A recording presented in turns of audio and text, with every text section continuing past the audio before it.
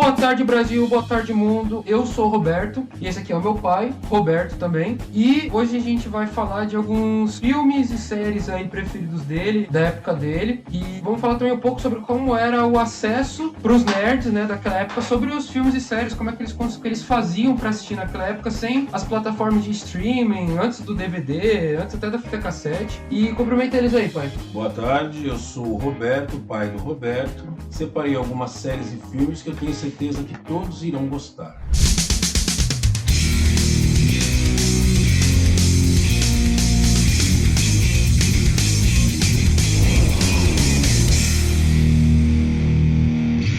Vou trazer a série intitulada Túnel do Tempo.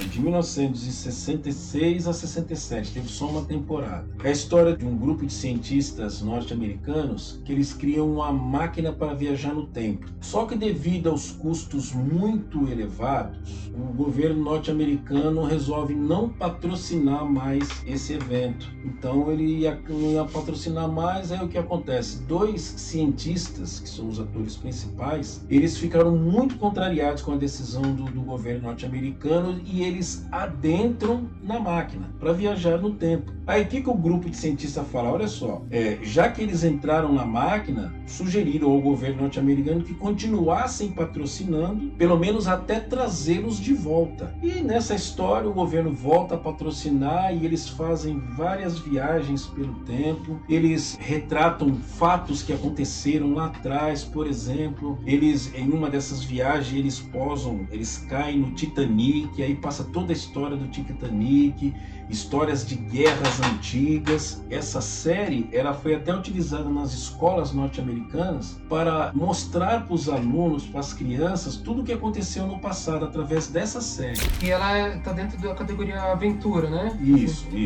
É uma série muito, muito legal. Eu devia ter continuado mais, mas infelizmente só teve uma temporada. Mas eu gostava muito, fez muito sucesso à época, né? Eu acho que talvez se fizesse um remake hoje em dia, com os efeitos especiais de hoje em dia, acho que ia ser interessante também, né? Tem muitas séries daquela época que tinham uma ideia muito boa, que poderia ser aproveitada até hoje, só que parece que por causa dos efeitos especiais, as pessoas não dão muito valor. Pelo menos eu tenho essa impressão, né?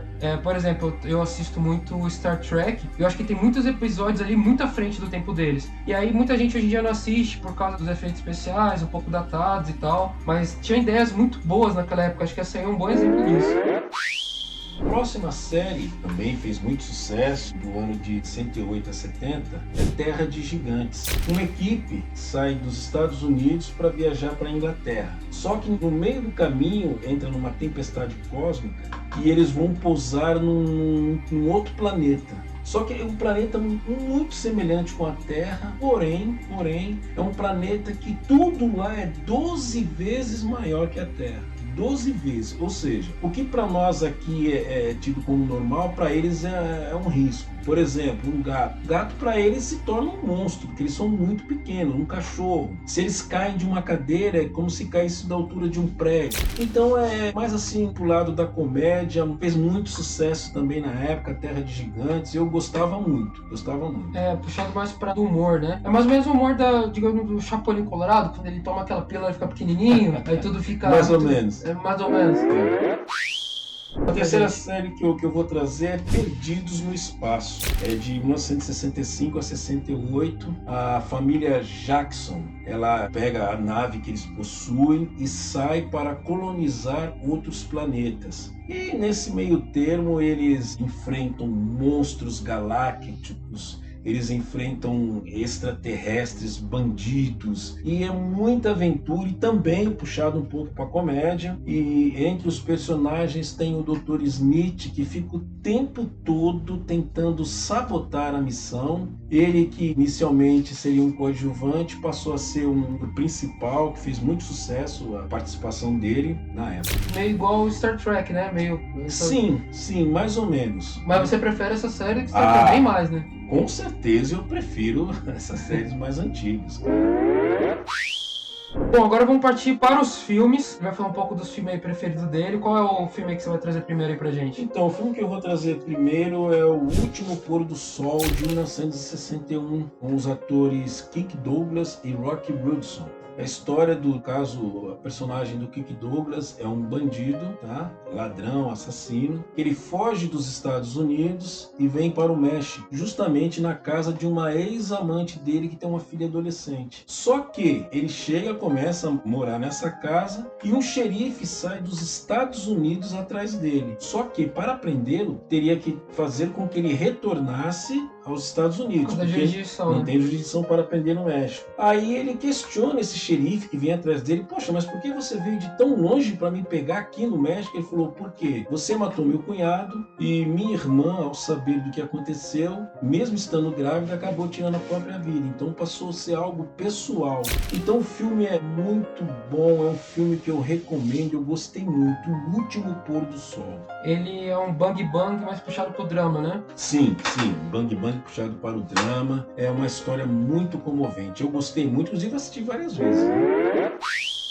Então, o próximo filme que eu vou trazer é A Vida é Bela, um filme de 1997. É a história de um judeu. Ele tem uma pequena loja de livros. Só que o que acontece? Os alemães invadem a cidade, tomam a loja dele, pegam esse judeu juntamente com a sua família e levam para um campo de concentração. Então, o que esse rapaz faz? Ele procura deixar o filho dele alheio a tudo que está acontecendo. Então, o que ele incute na cabeça do filho dele? Que tudo aquilo que está acontecendo no campo de concentração nada mais é do que um jogo. E o filho pequenininho tem que cumprir tudo que o pai disser, tem que obedecer o pai para não perder pontos. Então todo aquele sofrimento que ele faz, que ele passa, o filho está pensando que é um jogo. Tem até uma cena interessante, os prisioneiros estão carregando pedra naqueles trabalhos forçados, e o filho sai do local que ele estava escondido e começa a observar. Aí o pai dele vê ele observando e volta: não, você não pode observar, eu tenho que carregar várias pedras para poder aumentar a pontuação, volta para lá. E ele fala: vamos ganhar esse jogo porque nós vamos ganhar um tanque. Então o filho passa o tempo todo pensando que no final, se ele ganhar, ele vai ganhar um tanque de guerra. Então ele fica alheio a tudo aquilo que está acontecendo.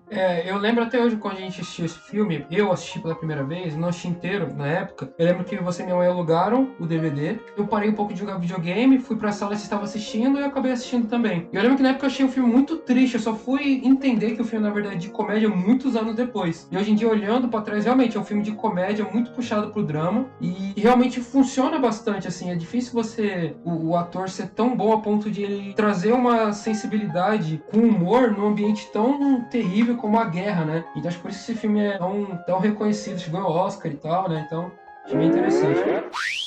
O próximo filme é Holocausto Canibal, de 1980. Esse filme é a história de uma equipe, né, que sai da Itália. Olha só, a gente foi de A Vida é Bela para Holocausto Canibal. Eu falei que meu pai é eclético. Então, essa equipe sai da Itália, vem aqui para a floresta amazônica para entender, estudar a vida dos índios. Só que o que acontece? A equipe toda desaparece. Aí um antropólogo norte-americano monta uma equipe também para vir resgatar, para procurar saber o que aconteceu com essa equipe que desapareceu. Só que eles não encontram mais ninguém, encontram apenas as câmeras. E ao ter acesso às filmagens, eles ficam pasmados porque é algo assim assustador. As pessoas foram devoradas, né? Os índios eram todos canibais e comeram, devoraram as pessoas. E eu me lembro que à época houve muito comentário, as pessoas estavam acreditando que realmente aquilo era fato, aconteceu, as pessoas foram devoradas. E o diretor do filme teve que explicar muitas vezes que não, que era apenas um filme. Inclusive ele teve a carteira de cineasta cassada, ele foi condenado a 4 meses de prisão que ele acabou não cumprindo. Esse filme foi proibido de passar em vários países, porque o que acontece? Tinha uma cláusula no contrato que aquelas pessoas que supostamente, né, morreram na história, elas tinham que ficar afastadas da mídia, não podiam dar entrevista, nada. Aí o que aconteceu? A imprensa não, eles morreram mesmo, cadê, onde é que eles estão? Aí o diretor teve que chamar todos os atores, não, eles estão aqui, eles estão vivos e tal.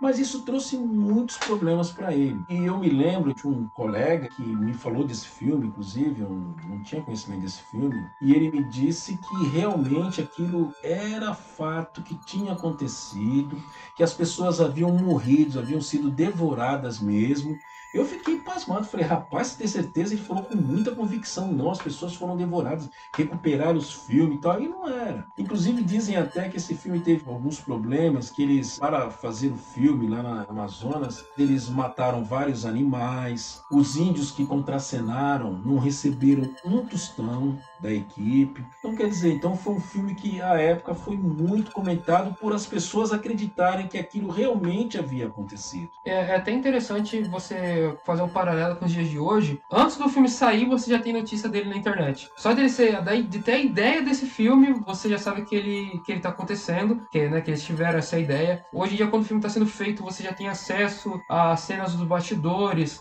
você acompanha todo o processo do filme ser criado e sua execução. Nessa época, não. Nessa época, você não tinha acesso a nada e o único acesso que você tinha ao filme era basicamente o cartaz e ele pronto, né? Nessa época. Isso eu acho um paralelo bastante interessante. E também essa questão daquele misticismo do que você tá achando ser real é uma coisa que aconteceu também com o filme A Bruxa de Blair, né? Muita gente na época achou, não, essas filmagens realmente aconteceram, tudo isso que a gente tá vendo é real e tal. Eu imagino que eu nunca vi um filme achando que aquela imagem fosse real. Mas eu imagino como deve ser mais assustador você ver um filme de terror achando que o que você tá vendo é real. Deve ser uma outra experiência, tá ligado? Deve ser uma parada totalmente diferente.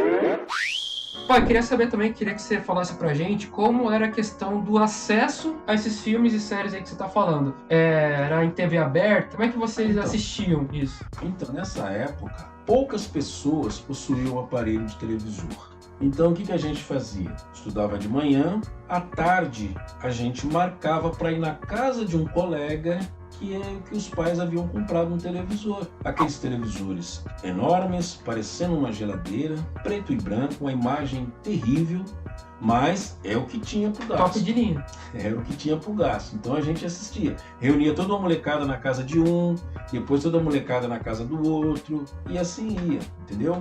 Era totalmente diferente de hoje em dia. Mas foi antes da fita cassete, então... Sim. Então era o quê? Passava na televisão, em rede aberta, né? Passava. E também eu sempre tenho um fato interessante do seu avô, que a gente assistindo o filme, eu, meus irmãos, tudo, só que era o seguinte, meu pai era radical. Tinha um horário X, naquele determinado horário, todo mundo vai dormir, ele desligava o televisor. Isso não interessa se o filme estava na metade, se faltava uma parte. Não, deu o horário, desligava, acabou. Quantas vezes eu fui dormir chorando?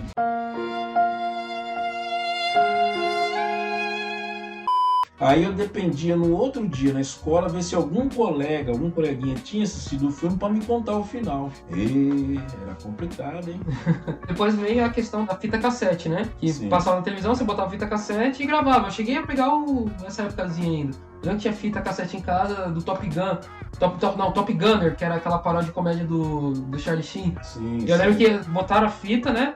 A mãe botou a fita. Só que aí, quando vocês gravaram, pegou uma parte, acho que do programa do Jô junto. Aí acabava o filme e começava o programa do Jô. Eu falei, caramba, não entendia direito. Aí depois vieram os DVDs, né? E hoje em dia tem essa febre de streaming. É muito interessante você ver esse paralelo, né? Essa mudança, como hoje em dia o acesso é mais facilitado, né? Como o pai falou antes, tinha que todo mundo reunir na casa de uma pessoa que tinha a televisão e assistia na casa dela, ia na outra e tal. Hoje em dia, você pega o controle, pega qualquer coisa, dá o play, assiste sozinho, assiste a qualquer momento. É muito interessante ver esse paralelo aí. Queria agradecer você, pai, queria te agradecer por dar esse tempinho aí pra você falar com a gente dos filmes, séries aí que você gosta, a questão do acesso, que era diferenciado. Queria indicar pra vocês o podcast do canal, chamado Dragão Robô. Curte se você gostou do vídeo, manda pros pais de vocês aí que acham que vão se identificar aí com o que meu pai tá falando. Assiste esses filmes, são mais antigas, mas tinham muito seu valor. Muitas dessas estavam à frente do tempo deles e hoje em dia seriam um mega sucesso. Eu recomendo essas séries, não só para... As pessoas da minha idade, eles vão relembrar. Os mais novos, eles vão